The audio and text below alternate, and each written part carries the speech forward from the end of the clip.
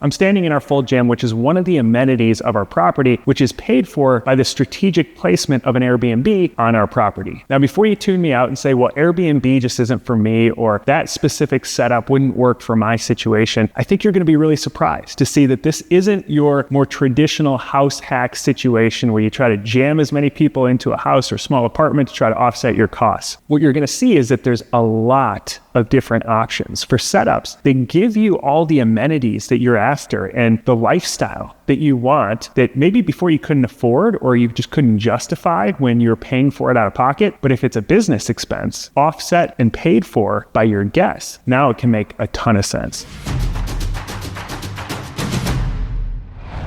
And by the way, I work with people personally through the step-by-step process of investing in properties similar to the ones that I'm going to describe to you today, whether it's your personal property or a separate, really high cash flowing short-term rental.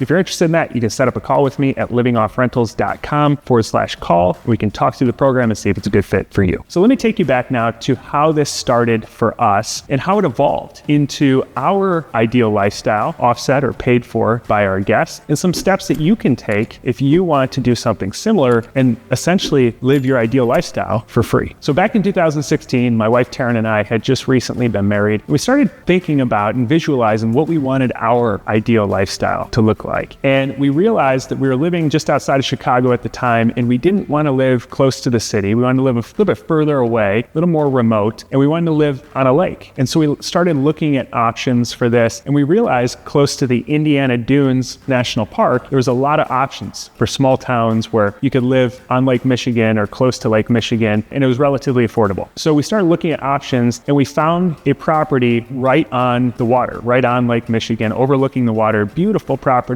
needed a full rehab. And so we started to think through how could we make this work? Because the asking price was $580,000, which was above what we wanted to spend at the time on a property, but it was a beautiful view. It had all the things that we wanted. And so we started to look at the property and realized that it had this unfinished walkout basement that wasn't being used for anything since it was built in the 70s. And so we decided, what if we turn this unfinished basement into a separate apartment and rented it out? And I kept hearing about stories at the time about Airbnb, and it wasn't nearly what it is today. You know, it was still kind of a newer concept, but a lot of people were saying how much money they were making with Airbnb and that it worked really well. And so we decided, what the heck, let's just try it. We'll turn this basement into a one-bedroom apartment, small separate apartment, separate entrance, totally blocked off from our house upstairs, and let's just try it. Worst case scenario, it doesn't work, and we rent it as a long-term rental. So we did that, and immediately, this is back in 2017, immediately it started booking up like crazy. And over that first summer, we made over $20,000 of income from this small basement apartment. And so while we lived there over the next several years, I think it was 3 or 4 years that we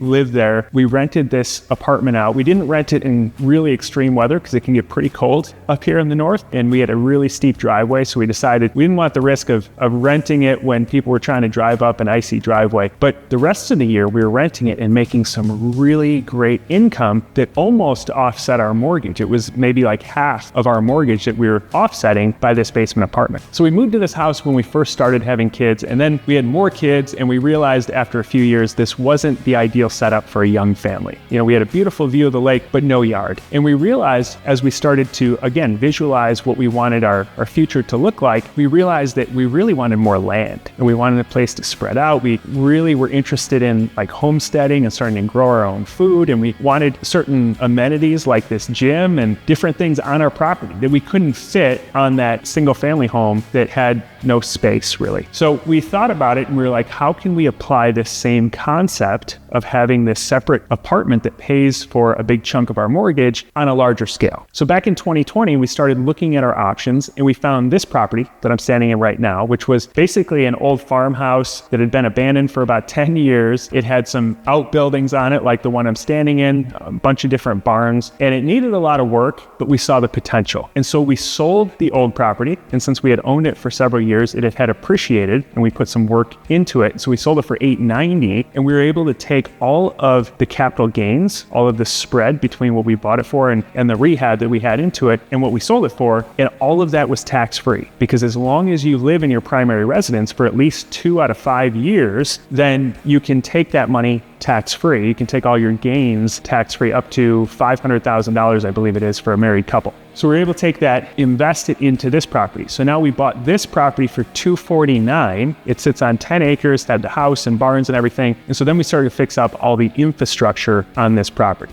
So we identified all of the amenities that we wanted personally, and then where strategically we could put a small Airbnb rental unit that we could rent out, and that would pay for everything. I knew that I wanted a gym like this because I was sick of paying for a big health club, and I wanted to have something that was close by that I didn't have to drive to. I wanted an office and a YouTube recording studio. I wanted a storage area for all of our other Airbnb supplies. And then my wife wanted an antique shop. We started to talk through how could we fit all this in. And so we had this big barn here, which is one of the several barns on the property that's a 55 by 60 foot pole barn that was just, kind of run down a little bit. It had been used for animals in the past, but we finished the entire thing and we put in one corner an 800 square foot Airbnb that sleeps 6 people. So it's got a queen size bedroom, a loft, and then a pull-out couch. And then in the rest of it, we were able to put this gym, my office, my wife's antique shop, the storage area, and big trampoline room for the kids in that storage area. And so we were able to get all the amenities that we wanted. And then we started booking out the Airbnb. And we didn't necessarily know how it was going to go. We could look at other comp Airbnbs in the area to see what they're renting out for nightly. And we saw that there is a demand. People are booking up these properties, and we assumed that people would want to stay on a farm, but we didn't know, will people sleep in a barn? And what we realized is that because it's sort of a unique setup, that was what was driving bookings, and people loved it. And so it's stayed consistently booked for the last several years since we set this up. And the income has been enough to offset our entire mortgage on the whole property. So this 800 square foot Airbnb pays for all 10 acres and all the other amenities that we enjoy, because our guests can also enjoy some of these amenities like the gym and some of the outdoor space as well. And the great thing is, as we've added these amenities and we fixed up the property, it's appreciated over the last few years. And we were recently able to do a big cash out refi and take that cash and invest it into other high cash flowing short-term rentals as well, continuing the cycle of building cash flow. So this doesn't have to be a lake house or a farm. It can be as creative as you want to get. So let's say one of your dreams is to have a pool. Well, you could buy a house with a pool and a pool house and then rent out the pool house, and it pays for the rest of the property. This could be a garage that you have that you finish and turn into a separate apartment. It could be an ADU in the back. It could be, a 2-unit apartment building if you wanted. It could be a tree house in the backyard. I know somebody that has a teepee in their backyard, and guests love it. It's this cool, unique experience that they rent out, and that helps offset their cost. So there's no limit to this once you start to get a little bit creative, but there's a few key principles that I'd recommend following if you want to do something similar. So the first step is to identify, if you were living your ideal setup, what would that look like to you? Like, what would the house look like? What type of amenities would you have? What would the property setup look like? How close would you be to certain attractions or things you want to do? And I think once you start visualizing this, you'll be surprised at what starts to come out and what possibilities start to present themselves. Then the second thing is to look at all the areas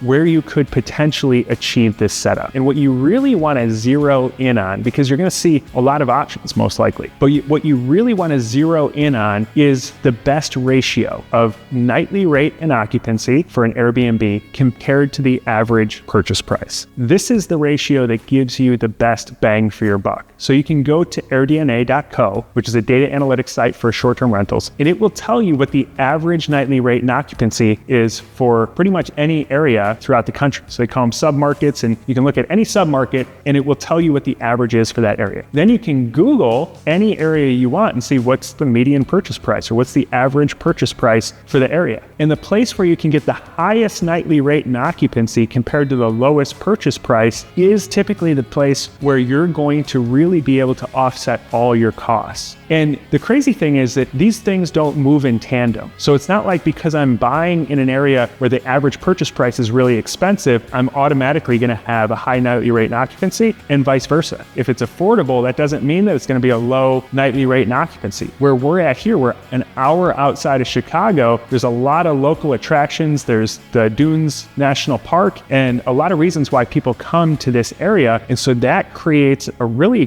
decent nightly rate and occupancy for how affordable this area is. And I think you'll see that in a lot of areas just outside of cities throughout the whole US. So then the final step step is, as you're starting to look at properties, run the break-even analysis. So you can figure out what your costs are going to be. You can figure out what you're going to buy it for and what your mortgage payment is going to look like, what your taxes and insurance are going to be, to figure out what are your overall costs. And then you can look at the other short-term rentals in the area and see what it is they're renting for. How often are they booked up? You can look at their calendars. You can look at how many stays they've recently had, what people are saying about the properties, and you can identify which ones actually perform the highest. And then you can determine exactly what type of setup you need to have on your property, or what's possible to create on your property to offset those costs that you just calculated and essentially live for free or live cost neutral the rest of your life. So what most people do is they think of what they want, and then they either save up forever to eventually buy this thing way down the road, or they go into massive debt that they're a slave to for the rest of their life trying to pay it off. And I believe it's possible with a little bit of creativity for just about anyone to come up with a creative solution that provides them with the lifestyle and amenities that they're after while having somebody else foot the bill. So like I said, this isn't the traditional house hacking. This is a more mature version of house hacking for successful people with families who are just sick of slaving away at their 9 to 5 every day just to make enough money to pay for their living expenses. So if this is making sense to you and you want to escape the rat race and work with me through a step-by-step process to get a property like this, whether it's your personal residence or a separate high cash flowing short-term rental, again, you can set up a call with me at livingoffrentals.com/call, and we can talk about your goals, and I can share more details about the program and see if it's a good fit for you. So as always, thanks for taking time out of your day to join me for this video. God bless, and I'll see you in the next video.